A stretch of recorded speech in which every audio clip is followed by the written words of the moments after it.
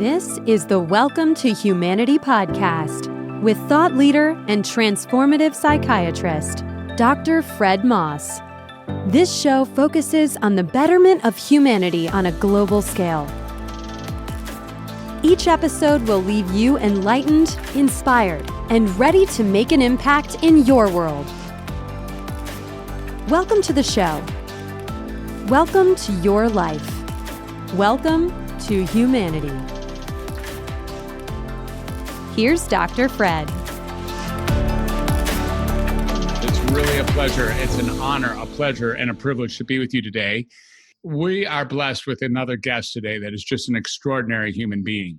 And it's my great honor to introduce you to this particular extraordinary human being, really unlike anybody I've ever met. And I suspect unlike anybody that you've ever met as well, because she is totally unique. What's so interesting is that her uniqueness seems to stem from her inherent, just true blue humanity.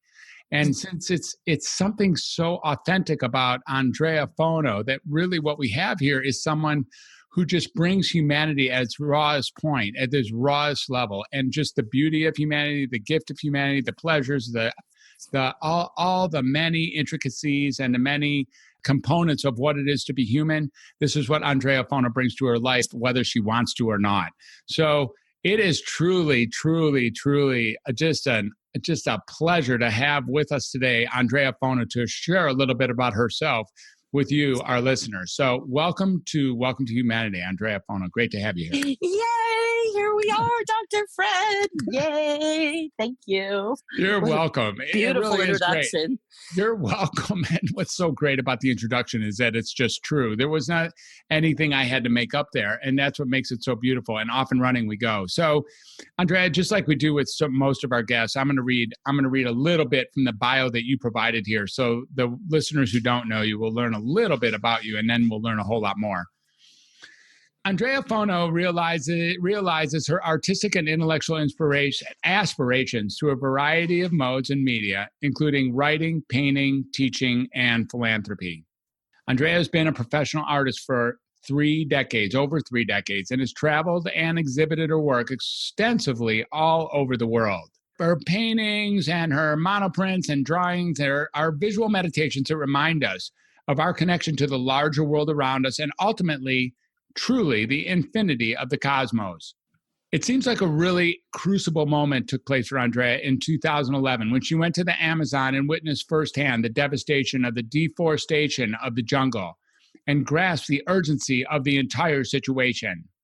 She was completely alarmed at the global threat of petroleum drilling in the Ecuadorian rainforest, and then pledged to convey in her work the unfolding story of what could be lost due to the peril that climate change presents to our planet. In her words, I hear a calling for a new kind of eco-justice artist whose function will be to bridge culture, education, and the sciences. When we are able to see our earth as sacred, we will not want to exploit it. Now, there's plenty more in this bio, and maybe we'll reveal it over time here. But the real thing here is that I would say that Andrea is just like a consummate artist, and an artist in a way of just the essential and the ease of creativity as a source of our humanity. So, Andrea, welcome to the show again. It's really, really beautiful to have you. An honor. Is there anything in your bio that either you wanted me not to overlook that I did, or you wish I wouldn't have said? Anything like that? I have no wish of anything you wouldn't have said. No. Okay, great. As you all know, I really met a lot of people, a lot of incredible people who've been up to lots of very big things in the world, and Andrea Fono is no exception to that. Each and every one of us is really dealing with something, right? No matter whether we're tackling some of the big problems in the world or maybe even the tiny ones, we all face challenges, internal ones and external ones. Now, I've been a psychiatrist for many years, and I've worked with all kinds of people from all walks of life. I've worked with more people than I can really count, from various backgrounds, dealing with more issues than you can imagine, of all sizes and shapes. So naturally, over time, I've developed a number of ways to assist others in gaining a new sense of freedom and empowerment. Now, I'm pulling back the curtain on one of those methodologies, and I'm going public, revealing the process and associated mindset that contributed to using this particular method with maximum effectiveness. It's all laid out in my new book called Creative 8, Healing Through Creativity and Self-Expression. You can pick this book up on Amazon.com in either Kindle or paperback format. And as a listener to the Welcome to Humanity podcast, I'd like to offer you a completely free copy in audiobook format. Just go to welcometohumanity.net/creative and download your free audiobook copy of Creative 8 today. I really look forward to hearing about your Creative 8 breakthrough. Now let's get back to this amazing conversation with Andrea Fono. Welcome to Humanity. So we're going to go off with the next question, which tends to really start people off in running, which is really an easy question, very short, mostly one-syllable words, and here's what it is. Andrea, who are you? Who am I? I am tender love. I am sweet flirtation. I'm good with the yummy of humanity. I'm good with the dummy of humanity. Somehow it's all kind of, it's all just fertilization for self-growth, for the evolution of mankind. I know this sounds maybe something highfalutin, but really, I live for life itself. I really get it. And I don't think it is really highfalutin. And I really wonder if you're speaking to all of us through all of us. And so what does that really mean to you when you say, I live for life itself, or even, living for the yummy and dummy, sweet flirtation? How did you pick those features, or how does that become essential, Andrea Fono? So, I've had some dark spots in life, and have really allowed those times to kind of like drill me into the earth, like to hide, not so much to heal, like to heal from Mother Earth, but just kind of invisibilize me, or yes, that's it, to invisibilize me. And I didn't really get it for a long time that the darkness, the shadow side, or the doubts can actually be, as I said before, the fertilization for realizing that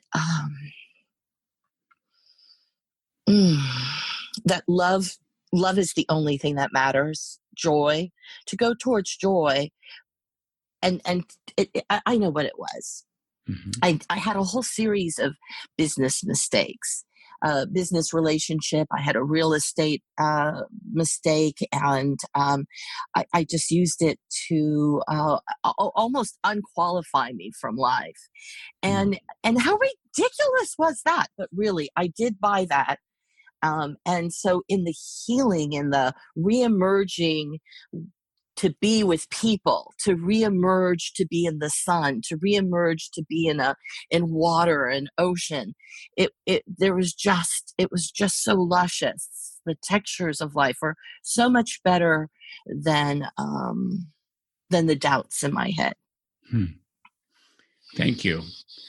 Well, one of the things I'm hearing here, and it really comes as no surprise, is this venture into the darkness, this venture into the shadow, the venture into what you call the near choice to what you stated, unqualifying you from life, was sourceful. I mean, when asked to choose how you got to be who you got to be, that's the first place you went to. And this was really interesting, right? I mean, you're this person who loves life at the very highest level, and the yummy, the dummy, the flirtation, all the beauty and fun of what it is to be a human.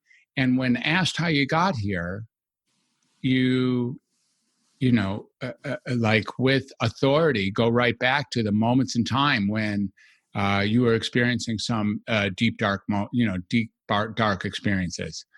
And so maybe instead, it's not so important to splay out all the dark experiences, although any of them that you want to, feel free to. It isn't really that. What I'm really interested in is the rebound, if you will, or the counterbalancing with the coming back to life in its all multiple meanings as a result of really taking on sort of the counter darkness, the other side of darkness, and having that be how your life gets defined. First of all, is that an accurate assessment of how you got here? And second of all, talk to us a little bit about that transformation or transition and the interrelation between the super dark and indeed the super light. Gosh, those are a number of questions at once, Fred. Sure. Take on any piece of any. I wouldn't have predicted. I must say, I wouldn't have predicted myself to start on that tone, to have gone right there. So I'm kind of surprised by it, because I knew myself to be someone who had a joie de vivre. I've been thinking about some people I've known during this COVID-19 era that have been having a hard time of it, and I was just kind of tracking my joy during the time, like the delight of either my productivity in my artwork, or my delight in all the people that I could be on Zoom calls with. It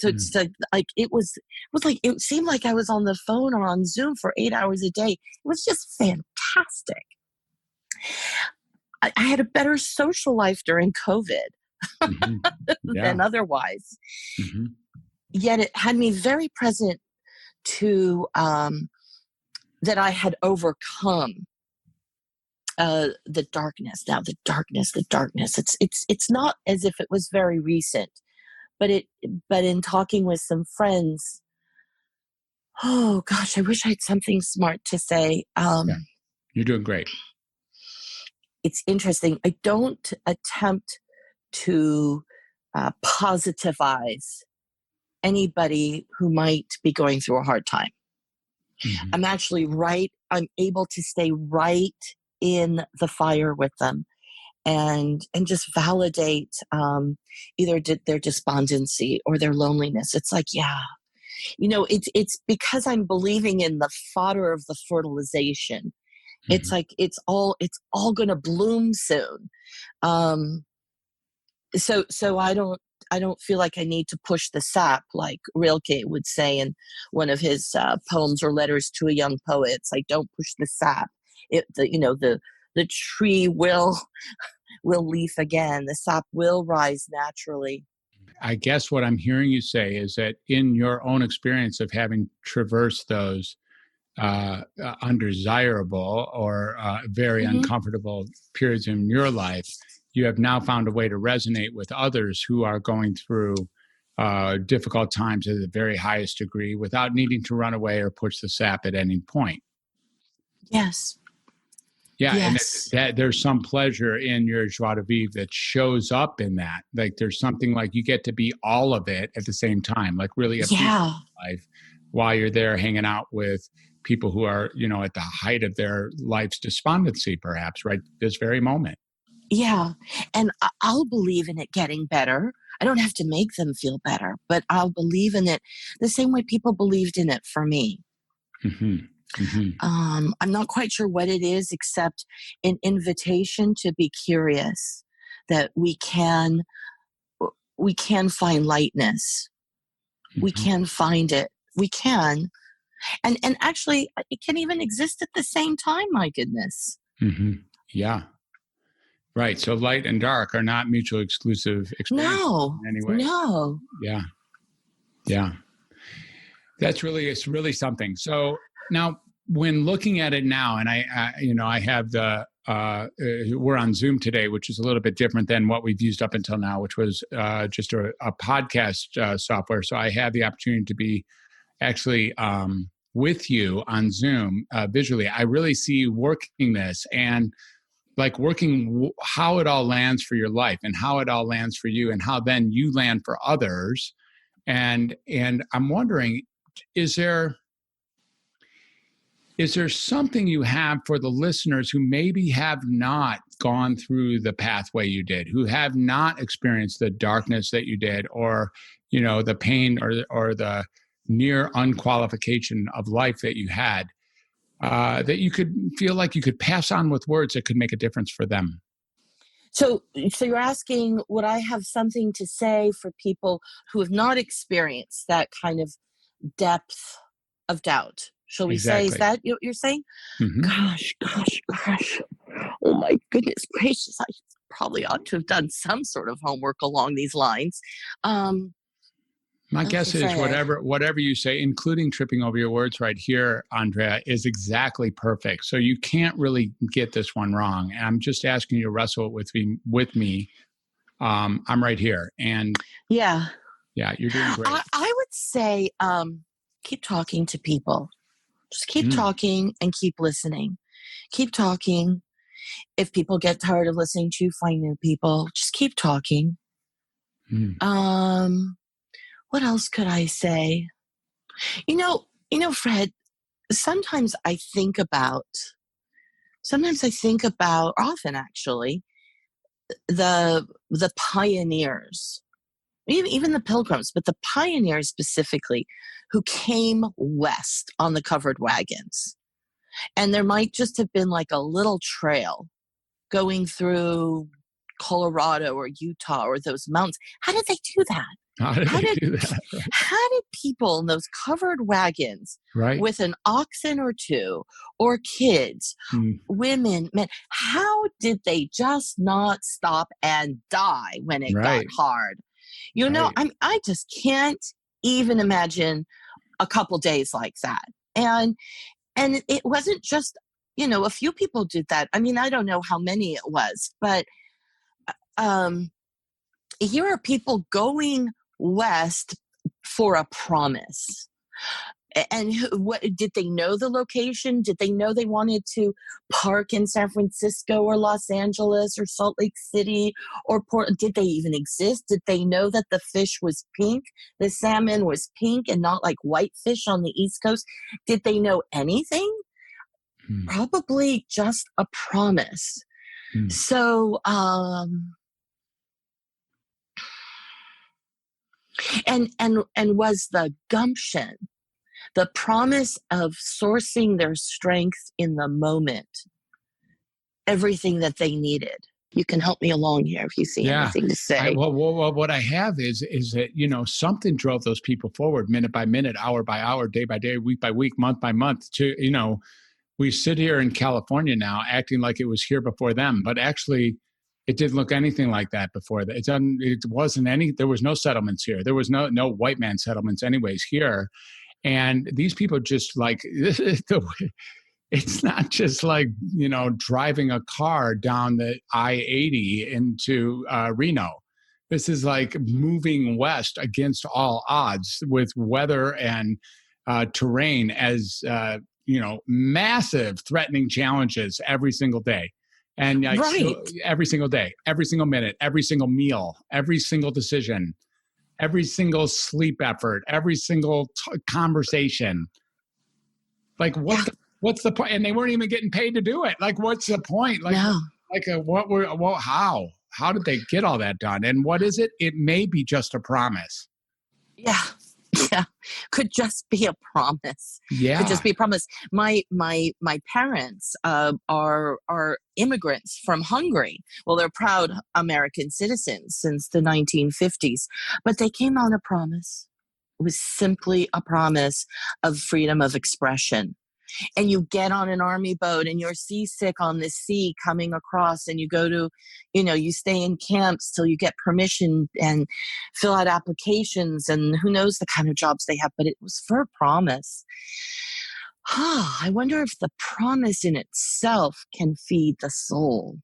You know what's interesting here? I wonder about this. It was the promise itself is actually driven on the shoulders Mm. of the helplessness and hopelessness that preceded the promise. Like there's no reason to pursue something you already have. So it's not only a promise, it's a promise of getting something that you don't have right now. Right? Like it's not just the riches and just the freedom and just the self-expression. Yes. It's the fact that you just lived through a time where you had no freedom, you had no self-expression, you had no riches. And what's being at least like held out there as possibility, not even an ultimate promise, is what drives you forth or drives them forth, drove them forth to actually get these results of creating entirely new places to live from. Not just physically, like altogether. Just yesterday I was watching BBC News, and they highlighted a young woman named Nasreen Mustafa. Her family pushed her, as the Syrians came on. She's a Syrian refugee in Germany now, living. She's living well. She's in school, but her family pushed her in a wheelchair. Had the wheelchair in one of those orange rafts that landed in Lesbos in Greece, and then they had gotten just to the Hungarian border when they had closed that to the refugees. So they went around the Balkans, and it all seemed rather hopeless. And what was interesting is the journalist had interviewed her when she was in Hungary and in the Balkans, had followed her, and now 5 years later followed her to I can't remember what town she's living in Germany, but she has now become a spokesperson for special needs people at the United Nations. She was speaking at the United Nations about handicapped people, handicapped refugees, and what they can do to help. And she's in school, and she had said she wanted to become an astronaut, but in school in Germany, she realized she wasn't as good as in math that she thought she would be. And she's actually decided to study psychology. But anyway, I'm just speaking of her because she couldn't stay in Aleppo, right? It was a disaster in Aleppo, and they pushed her in a very simple wheelchair. Can you imagine? So I'm going to use this segue. I get what you're saying, and I'm going to put you on the spot here in just a moment. So be prepared. So here's how it goes. Here's how it goes.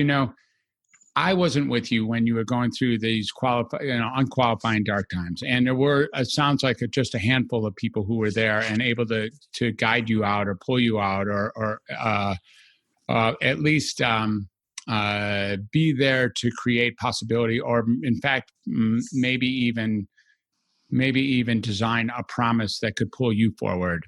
And then you've walked through life, especially it looks like over the last decade or two, in becoming a pretty functional, pretty high performing artist after all. And now as we move forward, it turns out that you're a featured artist for the next Conference for Global Transformation Journal. And I don't even know what that entirely means. I mean, my partner, Alexandra, is working with you, and there's really something about who that is. And you're not only a feature artist, you're the first featured artist. This is a breakthrough. This is a new concept altogether to have artists be on the front edge of that spectacular journal. So it's almost, I see this a little bit like a parallel to the Syrian refugee that you just referenced. Like, wow, look at where you were and where you are. Maybe not the same long trek she took exactly. I understand. But you're still talking about rising from the ashes here to a place of very high notoriety, very high, a reputable place of being recognized for the magic woman that you now are and expected to show up as. What do you have to say about that? And that, because that travel is something you can resonate with her about. Well, first, I didn't know any of what you had just said. I mean, Alexandra did invite me to throw my name in the hat for being that artist for the conference. So I owe her thanks. What I didn't tell you yet was before these dark periods, I had an immense amount of success as well. I had sold $1 million worth of art by the time I was 30. by really just, it almost seemed like I was just opening the trunk to my car and asking people, would you like to buy one? I mean, it was that innocent.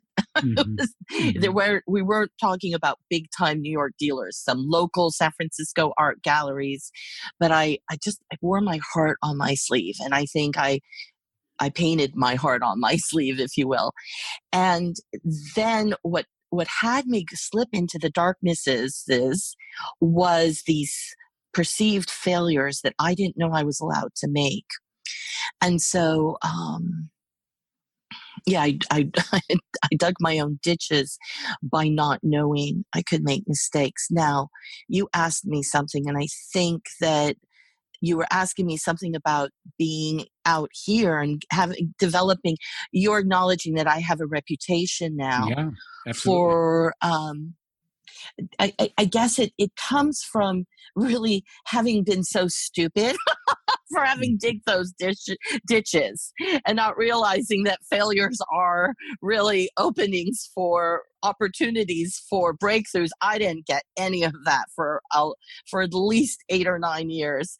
And so I suppose there's a fearful commitment to celebrate each and every single person I see, and each and every moment that I'm in my studio painting. It's just like it's its own madness in a way.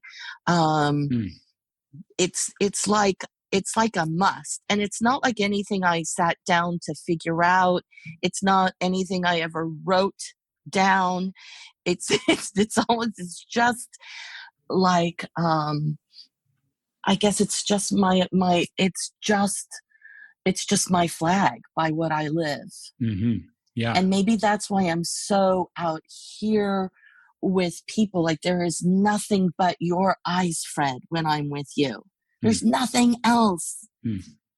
And that's worthy of everything. So it could be mad living in the present. Mad living in the present. Yeah. Yeah. And then, I can dabble in the past and have some crying, but boy, that is just like fertilizing for the week or something else I need to learn. But it's just how messy and beautiful can the present be. Oh my goodness. I can honor that. Thank you. And then you could even, sometimes, people think I'm all extrovert. Quite frankly, I can spend weeks and months by myself, quite quietly, being an only child and choosing to get married late in my 40s, and we don't have children. So, I granted myself the, I don't know if it's granting. I may regret it at some point, but I gave myself a lot of peace. But let's see, what was the point I wanted? Let me get back to the point. I often say it's like people think I'm an extrovert. I'm like, well, I'm so happy to be out because I've spent so much time by myself. It's like I'm a golden retriever and I just want to smell everybody. So it's like I'm going from person because I'm just so happy, and it's very doggy-like. It's really very canine of me. That's really fascinating. I totally get that. Yeah. So, really there's something about, there's something about the slingshot effect, this idea that you really have lived in a place where you're not eager to ever go back, but that sources a real appreciation for the wondrous and miraculousness of the messy and the beautiful that is right here. Like, how beautiful, how messy can it get as being part of what we're all experiencing? And that even the messy, and this is really sourceful inside Welcome to Humanity as well, which is even the messy, or maybe especially the messy, can be embraced as wonderful. Exactly. Whether it's a messy unmade bed, the messy dishes, nothing wrong with that. A messy conversation. Oh my gosh. I mean, when I have felt stress or I've made mistakes in conversations or a relationship, nothing better than the cleanup. Right. There really is nothing better than the cleanup. And we're back to being, well, what's the promise? Where can we go after we make a mistake? Like after we screwed up, or after we've caused damage, or after we've been tripped up or after we've been, tumbling, like what's next? Betrayed. What then? Yeah. What then? Right? Right. What then? The betrayal. Because if you think about it, even COVID could be interpreted like a betrayal, right? Oh, yeah. Like, the 21st century promised this, or the promise of 2020, or my, what are those things called? We make it January 1st. We think those New Year's resolutions yeah. or, from airplanes and subways, and the world is supposed to work like this, and I'm supposed to go to school and get that degree. Like, there's so many supposed to's. I suppose the supposed to's are the things I'm the least interested in. Mm-hmm. If I had bombs to throw at anything, it would be to supposed to's. Mm-hmm. But I think as humans, we are habitual that way too. But the supposed to's really ruin things. Mm-hmm. So what's the opposite of supposed to's? What are we really looking at? If in fact, okay, let's say we put an end to supposed to's, and that this whole thing is there is no longer any supposed to's out there, then what does Andrea do with that world that's different than you're doing with the world right now? If there were no supposed to's, how would that affect your life? There's something to do with playing and playing with other people. I had an exhibition of my artwork in Tokyo in March 2019. And I had this craving, and I hired a number of photographers of different ages to do a series of photos with me that had a series of signs. I mean, we've all seen these kinds of photos or videos where people are holding up signs.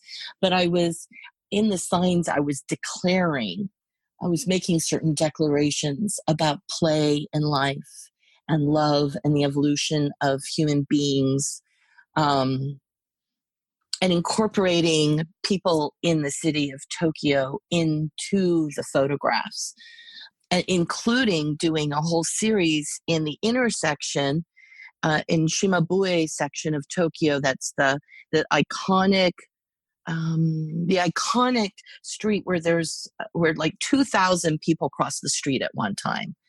And I just decided to run into the middle of the street with the thousands of people, with my photographer, and swirl and twirl with a lot of colorful fabrics. Now, I hadn't planned that. I didn't know what I was going to do with these fabrics. I actually had wanted someone to kind of wrap me up in them. But what I ended up doing was just kind of splaying them out into the middle of the boulevard. And then there was the response of all these people that didn't expect kind of magenta fabric to go up or yellow to go up. So I suppose more impractical dancing, more impractical playing. I'm back to the eyes, though. So I was in Japan for a month, and I probably only know 5 words in Japanese. But when I came home, I realized that I was heartbroken, as if I had fallen in love with one person. But I had fallen in love with so many people. As a rule, I look at people's eyes and I smile. I think I love the bowing. Like, I see you. There's a honoring. And it's like, no matter where you put me, it's like, I'm with you. And so I was so nurtured. Like, it was just like, it was like a acceleration the whole time I was there. I don't know if other people feel that when they're traveling. Sometimes it seems easier to have an exhilarated, heightened impact when one is not in their usual place. It's probably one of the reasons that I use nature in my art making process. So in the last 5 years, I've been using cherry blossoms, really any kind of blossom or any kind of leaf in my monoprinting process. And when I'm giving myself those few weeks or the couple months where I'm just in painting mode, I wake up in the morning, I'm like, what's blooming? What plant could I pick? What leaf could I pick? What neighbor do I leave a request? Could I please pick a leaf off your tree? I mean, it's just this exciting to see what has the earth given me today, and what can I make with her? What can we co-create together?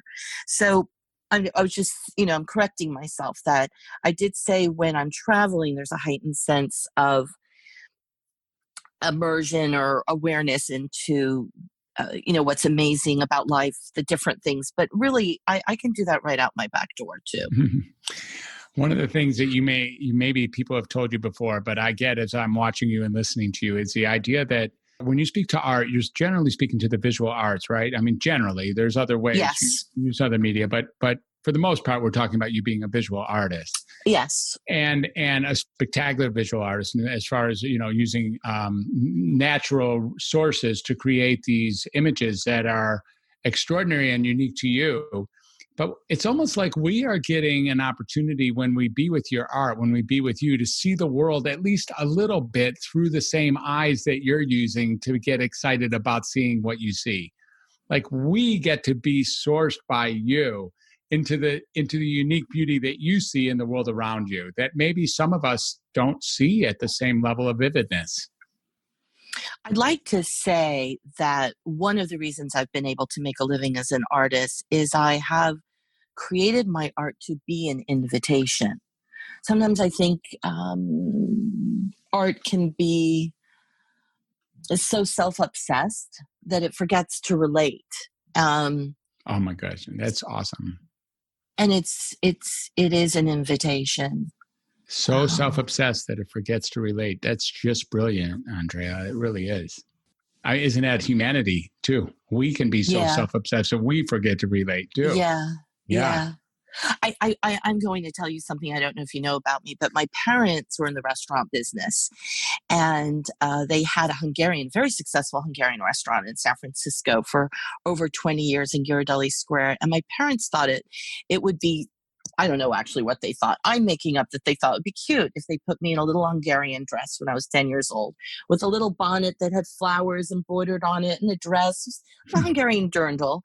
And they just kind of put me out into the restaurant. And I was quite shy. I didn't actually speak much growing up, as I was, my first language was Hungarian. But anyway, that's besides the point. But there was something about being in contact with hundreds of people on a Friday and a Saturday night and learning how to hostess and offer desserts. That was my job. I offered desserts. And I was fine if people said they didn't want a bittersweet chocolate torte or a sweet cheese palatcinta. That was fine. It wasn't personal. But it allowed me to get this gift of engagement. Mm-hmm.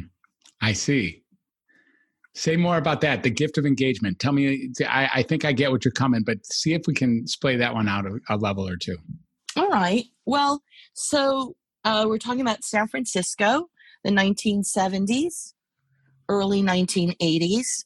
My parents, they hired whoever lived in San Francisco, all kinds of people with different sexual experiences, different cultural experiences. I don't even want to say them anymore. It's like I don't want to box people anymore. But there was this acceptance. I actually didn't even know people had issues with gay people till I went to college. I thought that was absolutely normal growing up because that's all our waiters were gay. And then my mother didn't believe in chefs. She thought they were all egos, and chef was a 4-letter word. So she trained people how to make their food and their breads. And so there were people from all kinds of countries that worked for us. And then you learn when you open your door to people to come, they're essentially eating in your public hearth.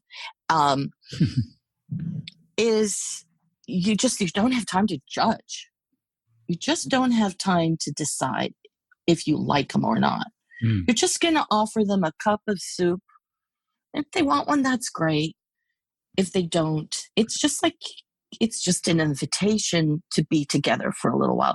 In fact, I still have this ridiculous habit of when I get into an elevator, which isn't very often because obviously I don't have an office job. But when I do, I'm so excited that I'll look at everyone in the elevator and go, we have 30 seconds in the elevator together. How could we make this really good? It's like I turn around, instead of looking at the door, I look at everyone. It's like, this is it. Here we are. Yeah. Like invitation is a key word for you. I think you really are inviting people to step up. Tell me more about that. Tell us more about that. Really, really, really? You still want more? You still want more? Yeah. Invitation. Invitation. You know what? Let's put it this way. Let's put the word invitation into you now becoming sort of the the host of this CGT journal, the featured artist of that whole. Like, what are you inviting? Not only the members, the people at that conference, but the people who know the people at that conference, the world. Therefore, what's the invitation it's representing you when you become, the featured artist on that cover? Is there something there that you can point to at all? Like who? What do you? And if there isn't, then how about inventing one right now? Well, okay, I have to get over a little bit of bashfulness. I am actually very interested in other people. So it's not just an invitation of getting to know me, but it's, I don't know, gosh, Fred, what could I say? All right. Well, let's give you a few seconds to this because I think, let's really take a look at this because this is I'm pretty involved with this conference for global transformation as well. And this is the journal for the conference for global transformation. And if we walk it away from landmark and wisdom and just call it the journal for the conference for global transformation. And these are trying times. And you are indeed the featured artist on the cover of that journal and the charter feature artist, like the first artist to ever don that cover as a featured artist. And you're all about invitation. So I'm really asking you, can we generate an invitation right now for what that cover might really be asking us to consider? Yes, I've got it now.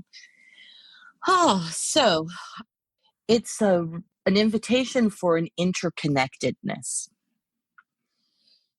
It could be, what is your spice that meets with my spice? And what's that going to taste like? Or what's your red to my blue that'll make that violet?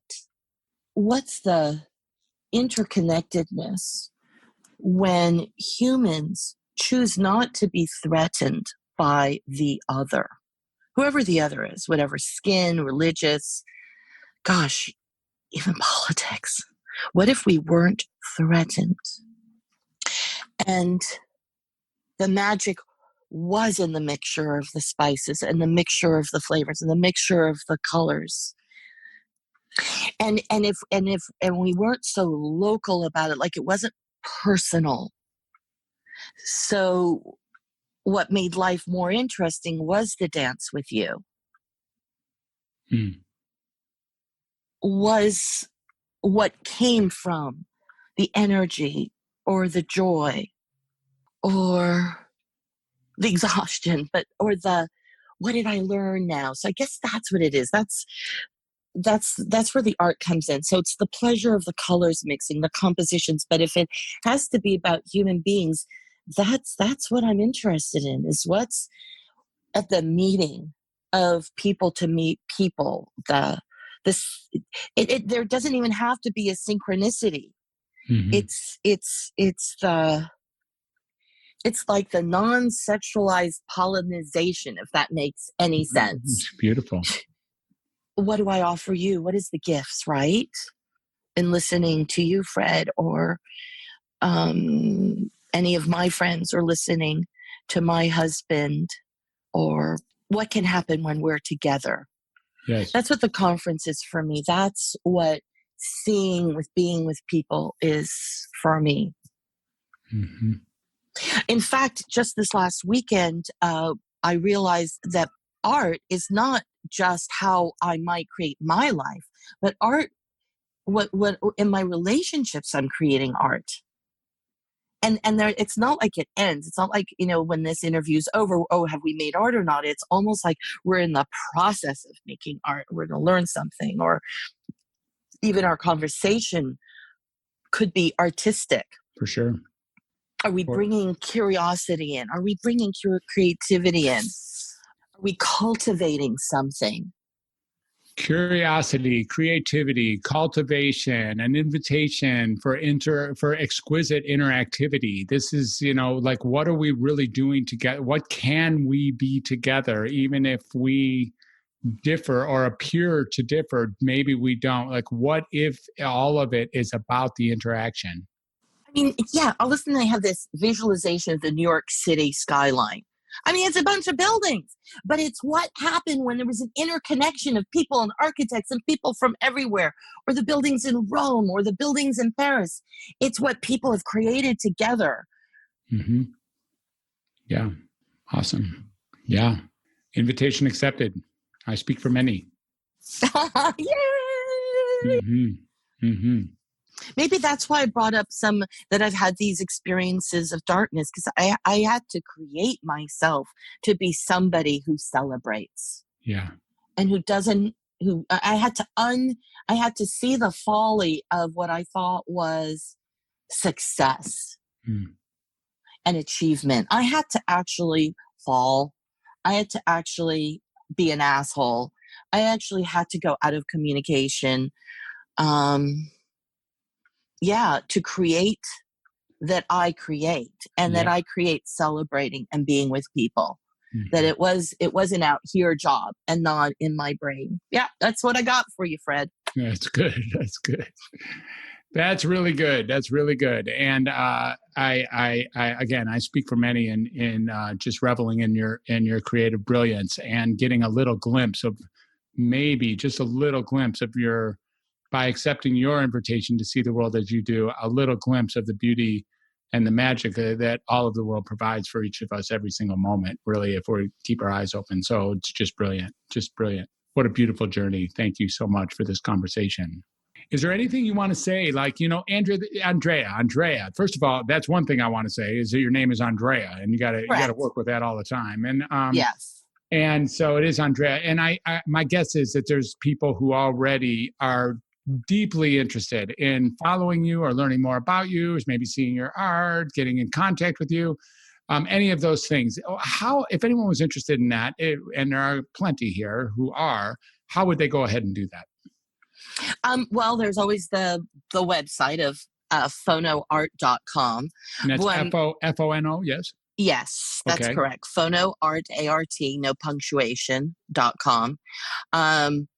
What I've been working on is, and ready to launch in a month to 6 weeks, is a series of YouTubes that invite people to really look at flowers, play with flowers, and have fun.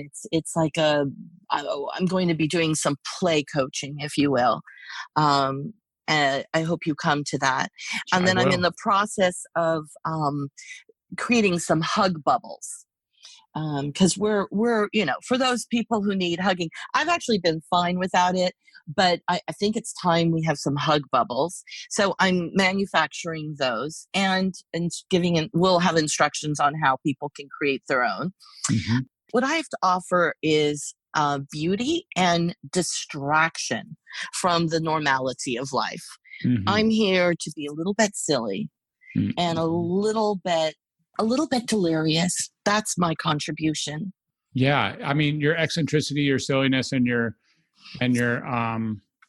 what was the last one you said? Well, I'm not quite sure how delirious I am, and maybe I should look that up in the dictionary before I use that. I haven't used that before, but I was just thinking more of the almost like the secret ingredient to play is to unplug from the logic. The invitation to join you is a large one, and there's just this you sort of skipped over the beauty, and you certainly are beautiful. And there's at the deepest level of appreciation, and at risk of at least initiating a sense of bashfulness, there's something about your beauty that in the end, I mean, at the end of the day, all of us see it, whether you like it or not. Thank you. And all beauty is healing for us. So there it is, another invitation for us to heal and have joy. Thank you. You're welcome. Okay, I think it's we could go on and on, of course, and I think this is a good time to taper off this conversation. What a great show! It's been beautiful to be with you, Andrea, and it's really, really been just a special opportunity for me to get to know you at a level that now we enter together as well. So, listeners, it's been another incredible episode of Welcome to Humanity. Thank you for being here. Thank you for joining us. And as well, always, just go out there and kill it. I mean, go out there and have a beautiful day. Go out there and see what there is to be seen. Be what is to be being. and join up with the miraculous and get that it's all human. And that's what we got here. That's what we got. And so thanks for joining us. Thanks for being all the way here to the end. Wasn't Andrea just awesome? It's really terrific. And yay! We'll catch you on the next episode. Thanks, Andrea. Be good. Yay, kisses. Bye. Wow, check this. I just got this several days after the interview from Andrea Fono, and I just want you all to listen to it. Ryan, can we roll it now? Fred, there are a couple additional things I'd like to touch upon in reference to the invitation theme, and that is inclusivity and what I will term the phenomenon of belonging. Because the way I see it, the invitation is about belonging to the all of us. Better asked, are you, am I, are we willing to belong to each other, whether we like it or not? And then there's the aspect of love, whether we like each other or not. In fact, there is love, whether you want me or not, which then brings me to the aspect of being ready. No kidding. Again, I ask, ready for what? Ready for who? Am I ready for you no matter what? Am I ready for people no matter what? And I mean all kinds of people. Could I ever be ready to be fully open-hearted to be with you of a collective humanity? Could I bear the sadnesses, the mistakes, the problems, the lonelinesses of all of us?